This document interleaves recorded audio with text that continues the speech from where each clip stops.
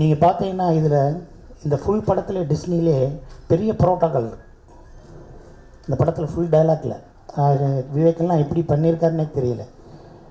கிடையாது, முடியாது, நடக்காது, விளங்காது, சரியாக வராது, போகாது, அடைய முடியாது, கடவுள் பார்த்துக்கிடுவார், சனியனைய மூதேவி, எடுபட்ட வேலை, இப்படி எந்த வார்த்தையும் இருக்காது. எனர்ஜியாக இருக்கும்.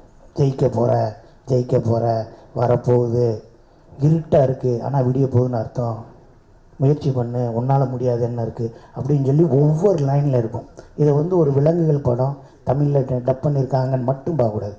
இந்த டிஸ்னியில் யாருக்கு கடவுளை பிடிக்கும், யாரை கடவுள் பிடிக்காது, கடவுள் இருக்குது இல்லை அது இதெல்லாம் இல்லாமல் ஒரு தனி மனித ஒழுக்கம் எப்படி இருக்கணும், யார் துரோகம் பண்ணுவான், துரோகம் பண்ணுறவனுக்கு என்ன நடக்கும், யார் ஃப்ரெண்ட்ஷிப்பு, யார் பகையாளி, யார் உயிரை கொடுக்குறவன், எவன் ஹெல்ப் பண்ணுறவன், எவன் ஸ்பை, இப்படி நிறையா கேரக்டர்ஸ் இருக்கும்.